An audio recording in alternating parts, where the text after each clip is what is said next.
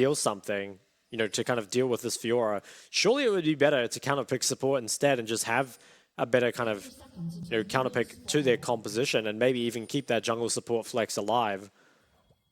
And I think a lot of this game will rest on Nuli. For me, he's been one of the shining lights of West Point. Jace, extremely strong champ in the meta and does do well this game. I mean, it does have to be a little careful perhaps of the Nautilus Wukong anti-engage, but if he can play in his range, if he can land the poke, he's going to snowball. He's going to scale very, very well. Ooh, LGW have to be careful here. Yeah, he's getting some nice trades. I think Nidalee probably just doesn't deal the damage to get rid of him. Okay, I feel like in this game, top should pretty much be an island. But the problem is that Fiora will just eventually take over completely. I think Arashi has some angles to look mid, especially at level 6. Nuli can struggle to survive at that stage of the game. But ultimately, bot lane should be the focal point for both teams. Shira already really far behind in this mid lane. Yeah, Nuli, what a Giga Chad. He's just zoning him off the wave. Really like the start here. Sets him up very nicely, especially with that D-Blade. You know, will be able to keep himself full HP, whereas Shera forced to pop some of his potions already. Now, was both mid lane wards used on that Raptor camp? As we might see a level 1 trade. Not quite. I want to see if Relia can neutralize this because, you know, while I think Fiora will deal well with any tank eventually, Sion feels like he can hold on for a pretty long time. But it's just, how long is it really? And does it get to a point where Fiora will just take towers in front of him? Would not be surprised. I feel like that almost happens as soon as you do get access to that Divine Sundra, and it becomes even more pronounced if you're quickly able to get something like Ravenous Hydra online as well, where you can actually clear the wave. A little bit of a bot trade coming out. But won't be a hook committed just yet. It is West Point's bot lane and mid lane that are getting prio, so this could allow 665 on the Nidalee to maybe get something done on the bot side. Will he try and evade these Raptors? Yeah. I think he should. Currently has a red buff advantage as well. Yeah, I like what he's doing. It's spotted out.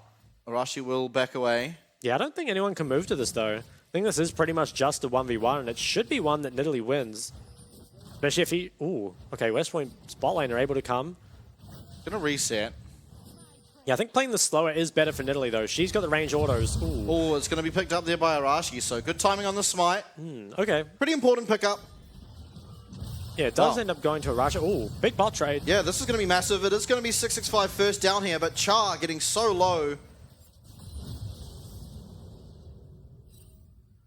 Well, a little bit of action kind of across the board. I'm still a little surprised 665 there try to play that so fast. Feels like you can just keep spamming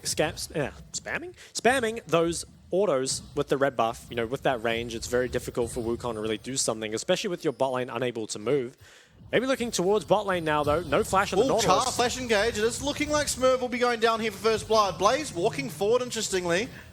Is going... Ooh, nice dodge there on the spear, but first blood picked up here for Brage on the Xayah as LJW looks for his kill there on Relia. Will not find it. Flash is traded. That was extremely close. Relia's in a bit of trouble, though. His wave is pushing back out. He has no flash, and he also will not have any jungle assistance for a long time. Then Nidalee does have to clear her bot side. Oh, nice damage on a Shera, but Nuli, he needs to be a bit careful, does not have the cleanse. A flash stun from Shera would probably spell doom for him. Question. Now, I think everyone pretty much by this stage has heard of the Baal's good death, you know? How viable do you think a good death on Sion is in pro play? Like, I think there are times where the good death makes sense in terms of solo queue. Do you think it's particularly viable here in competitive play? Or I think it's a bit too risky? I think there's times for it. Yeah. But I think most of the time, you can just execute without having to actually give over a kill, feels like. Because I think in competitive, when the gold income is going to be a bit lower, you know, just by nature, there's less kills. If you do give over a kill for free, it's a big deal. It snowballs them pretty far ahead of the map. So I think you got to be very careful about when you do it. I do like the proxying, though, if you can get that going. Maybe another play onto bot lane. Yeah, okay. There's going to be Smurf going in to stop the engage. Which looks like he'll be going down again, and it's going to be 665 finding his second successful gank down here. And a lot being found. I think Impunity are just not really respecting the amount of pressure that Nidalee can have. Does feel a bit like that. I think as well, it feels like Smurf maybe just caught a bit too far up a couple times has been bad for him. And I think that is definitely not what Impunity want. I think if they can have a slower game and just let Fiora take over the side lane, it's probably better. As you kind of see here, LJW is getting the better of these top trades already. And you know it's only going to get worse for the Scion. Oh, does hit level 6 as well. I think in that bot death just then, Smurf probably should have just hooked out and committed using Blazer's Flash. I don't think giving over the gold is worth Flash, but in particularly because of how early on in the game it is. Cooldown boots, though, picked up here for 665, so gonna add a little bit of strength to the clear mainly, but not so much damage in any way. Big top wave. No one's around to really use it, though. And maybe now pings onto the Dragon. There's a lot of tempo here. Arashi, he might look mid. There's a level 6 Annie. No, he needs to be careful. He does not have the Merc Treads, just has the Dirk. And West Point, they should be much stronger in this 3v3. It's really, can Impunity find a pick to stop this? I think Nuli is doing a good job playing safe in the mid wave, so this should just be First Dragon going over to the side of West Point. Still pings on mid, by the way, but I think Nuli is playing really well around this. Knows this is a very dangerous window. Oh, wow. Pretty reasonable chunk there. Well, this might be the first plate going down. LJW, he's doing a great job for himself. Obviously has just been pretty isolated. Yeah, I think ultimately, bot lane obviously in favor of West Point here, but if you're able to just slow down the tempo of the game, this Fiora should be able to mostly take over as the spear will connect. Max range spear landed. 665 finding his second, proving us wrong on the Nidalee. Or proving us wrong or just being in the right place at the right time. Because I think that was mainly Nuli just kind of dominating in that 1v1. Did go for the Dirk rush and only just now picked up his tier, but you'd have to say it's worth it. Being able to pick up the kill and the flash on Shera. To get a replay of it, I think this just started off with Nuli, level 7 versus level 6, dashes forward. And you can see how much damage comes out, really. 665 just snipes it away. Well played spear there. But importantly, I think, as I was saying before that happened, and now we're seeing a little bit of a trade going down bot as Smurf turns it around, is going to commit the hook, but Char pretty happily dashing away. Shera in the region does not have Tibbers available, so it's going to be pretty hard to pull off. Yeah, it feels like with that level 6 flash and cleanse there on Prage that he's not really in danger of going down. They've got pressure in this 2v2 as well. And that's kind of a weird time to walk bot. I mean, maybe they just felt like they couldn't contest this Herald, but Annie fell even further behind off that, had to give up a wave, and the Herald's going over mainly for free. Nice by Nuli just to guard this area. Look how much damage that does. Absurd amounts of damage here coming out from these accelerated shock blasts. And his first Herald picked up though, and I think very important that Nidalee is getting ahead. Because Nidalee went ahead, can be very impressive. Oh, flash on the Blaze. Flash forward is going to be the cleanse, but now the Magnet Storm locking up Blaze. It's traded 1-for-1, and that whole time Prage manages to avoid any form of tower damage. Gets away, but looking for Smurf now. Does have Featherstorm available, will use it to dodge out of that hook, but now is going to find himself his third kill of the game, 9 minutes in. Oh, Rel here. Might be in a bit of trouble. Looks like he will just be able to get out here, but very impressively played there from the West Point bot lane. They're doing a great job. Feels like most of this early game has just been started off by them and making sure that Blaze dies there. Shera being found by a similar look from before as he gets connected with that hook. Does put down Tibbers for the stun, but at 665, able to leap on forward and claim that one for himself. So 3 kills to both the jungler and the AD carry here for West Point. Snowballing pretty hard now at this stage. They are. I mean, they've got a comp that is not only is strong early, but does scale pretty well. And this is kind of worrying for Impunity. If you can't hold on in that 4v4, Fiora's never going to get the time to actually deal damage in the side lane. And I think very well played here. Very aggressive. Just realized that Blaze is too low, despite using his sums and the ulti, is taken out. And Prage with the killer instinct as well can just turn around and make sure Smurf doesn't get out here. I think the damage is already done at this point either way. If you have killed the Kai'Sa, make sure she can't get that wave. That's really all you're after, but an extra kill is a cherry on top. 3k gold lead here for West Point. Ooh, okay. The ring. The ring on Nidalee. I love it. Is it going to turn into a book? Ooh. I'd be surprised. Would you? Yeah. I swear he does it. Well, we'll see. I feel like there's a good chance you die at some point in this game. To like Annie, Nautilus or something. Yeah.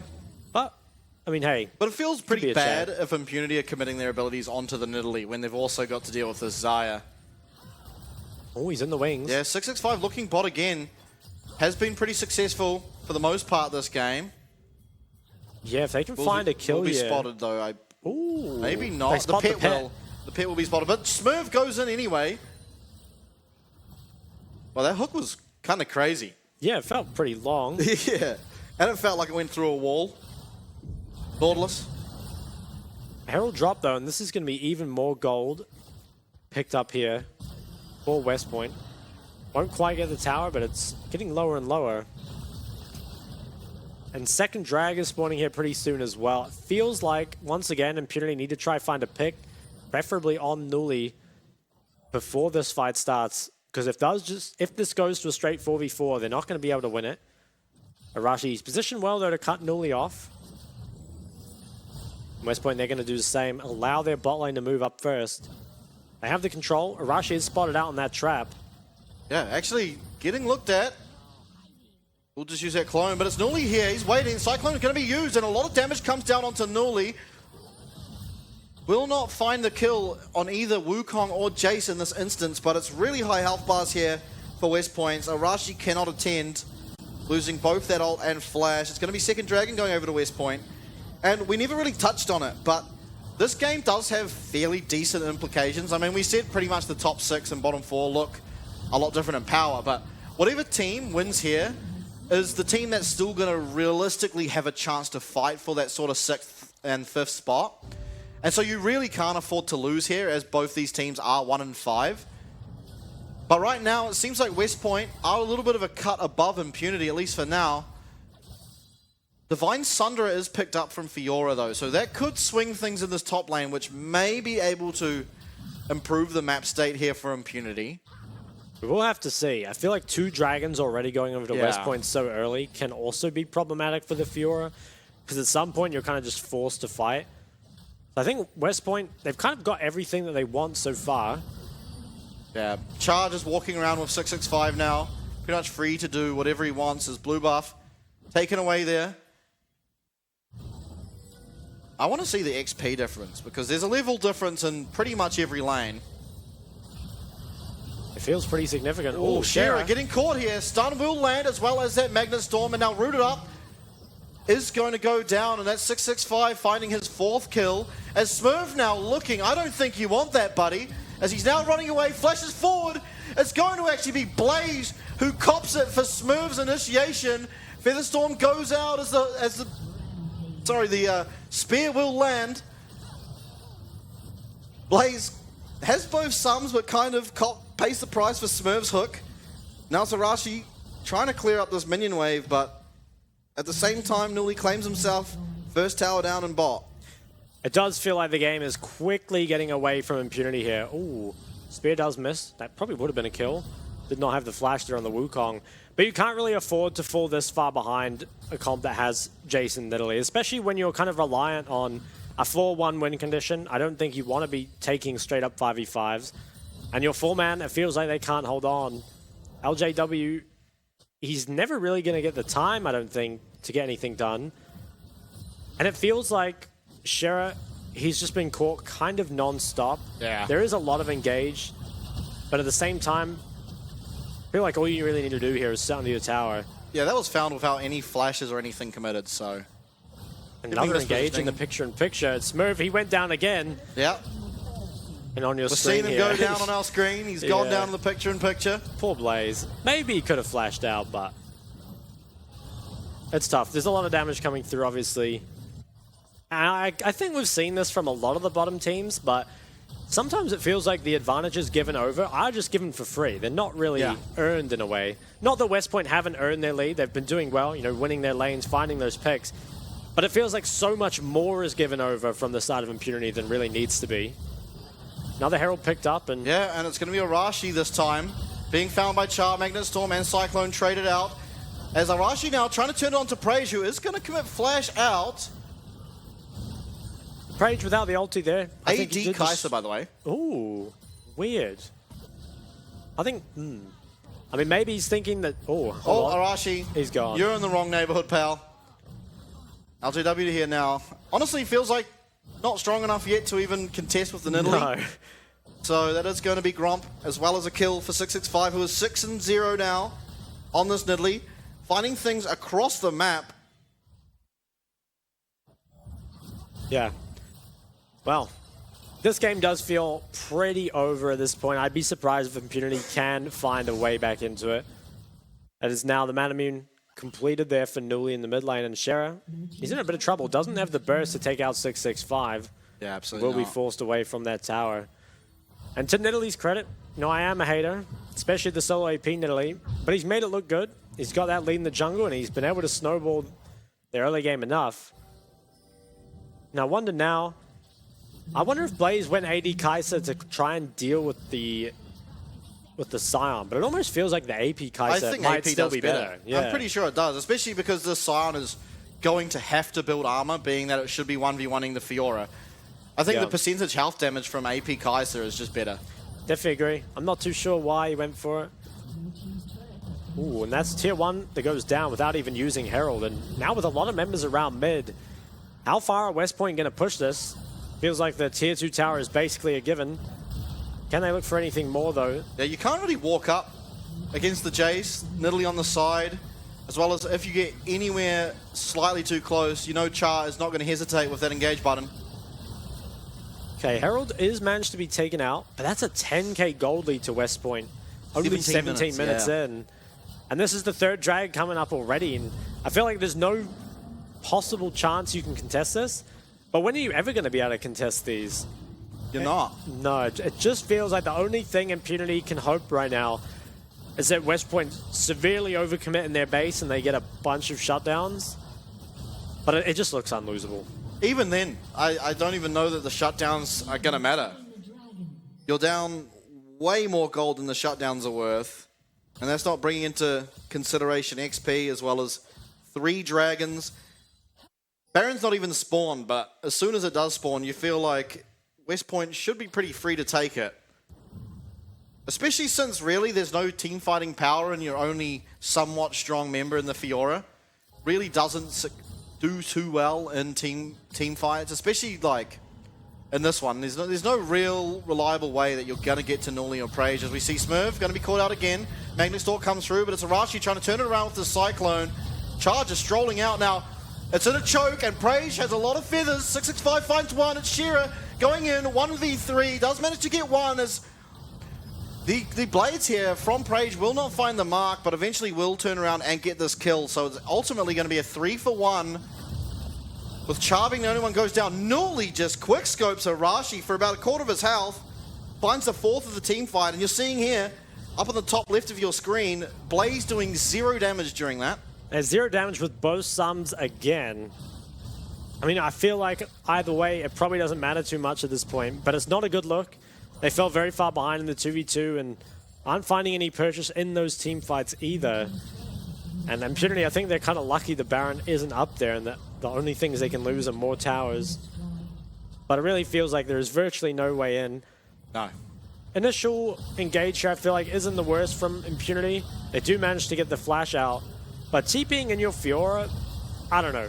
It screams desperation. As you can see, LJW TPs in, can't do anything in Relia. Just massacres Blaze there. He either cancelled his only order that would have done damage, or the Dusk Blade made Jace not be able to take the damage. I'm not sure which happened, but kind of funny there. And I want to say props to Relia. We commented on how somewhat unreliable he can be at times. But this game, up CS as Scion against that Fiora and building for the team, being that he's purchased that Radiant Virtue. He realizes that he doesn't really have to do much this game. Just ensure that 665 and Prage are finding their marks, as well as Newly. And it should be a pretty free victory for them. And do we think if we saw these teams play against each other that it would be this one-sided again? Because I feel like, you know, West Point, they definitely look promising. But are they that much better than Impunity, or is this just kind of a bad game? What do you think? Well, I didn't think so, but after seeing this, I mean, this is the real first glimpse we've been able to see them versus each other, obviously. And both of these teams will probably take out the likes of Duish team and Halpigs fairly reasonably. So it does feel like that perhaps West Point are a reasonable amount better than Impunity. At least based on this game. There hasn't been a real moment where you felt like West Point have committed atrocities, where Impunity have committed quite a few. That's true. I mean, just simple things like getting caught out on the mid wave 3 or 4 times as the Annie. Especially when you are now the solo AP. You can't really afford to be doing that. Yeah. Now it is 3 items picked up by Nuli's Jace. That's kind of the sweet spot for just being completely unstoppable. Looks like Nidalee is working on the Rabadons as well. Very strong in her own right. Went for the Banshees. Yeah, despicable. Probably should buy a Medjai's now, though. I guess with the Banshees, the only way you ever die as Nidalee is pretty much if you get flash engaged on by Annie. I don't think Nautilus can have much, but as I say that, it's going to be Char finding 4 here with that Magnet Storm. It's 665 trying to find what damage he can, but first blood of the team fight goes the way of Impunity. Now it's Blaze. He's all alone against this Jace. He's going to manage to find the shutdown. Shira should be going down here now, though, inevitably, as Rallia picking up that one. So, I mean, all things considered, I didn't expect Impunity to find 2. They do manage to, but what do they lose for it? It seems like everything. Yeah, it looks like it will be the 2 for Nexus trade coming in here. Can they save the base? They don't have a Shiv on the Kai'Sa. Oh, that's Tower 1. About to fall. Not many creeps left, though. Yeah, but with Son here, it is Smurf back alive now, and Prage actually taking a lot of damage from Blaze, but Blaze just gets absolutely eliminated. It is going to be eventually Prage going down after that Feather Storm, as Rallia and 665 do try to run away. Rallia with the flash available. Chase is on, though. It's really up to if LJW can find the Scion. We'll be able to now, but Nuli's teleported in. Yeah, LJW, I think he's not long for this world. Schroeder's slowing him up, but not enough Chase to be able to catch up to that. Impunity, they did kind of get what they want. They managed to get a couple shutdowns in the base. Yeah. But that should be the 4th Dragon and the Soul being picked up by West Point here. Not too long. Rallia's got a redemption. Man knows what he's about. I actually like it. I think that's a smart decision. I don't think... Like, what do you really have to tank up this game? Is it AD Kai'Sa, who's exceedingly far behind? The Fiora, who shouldn't really be hitting you unless it's in a side lane anyway. I like it. Yeah, and no Leandries as well, so don't really have to worry about any damage coming in from her. And the Infernal Soul kind of feels like it's insult to injury here. Not only are the stats extremely good for the Jace Nidalee and the Xayah, but the Infernal Soul itself, very hard to deal with. And this is a CFO Dragon timing. The Soul picked up at only 23:30 here. And that's a big problem. You know, this is kind of what you want to avoid if you're playing a Fiora comp. So the fact that it's happened means something has gone very wrong in the early game. And I think the eye test would tell you that too. Maybe looking for engage here is Char. A lot went wrong. Oh, okay. 4-man Tibbers into the 3-man Cyclone. Blaze jumping on in the background. He's going to get 1, but he's now the focus and does go down.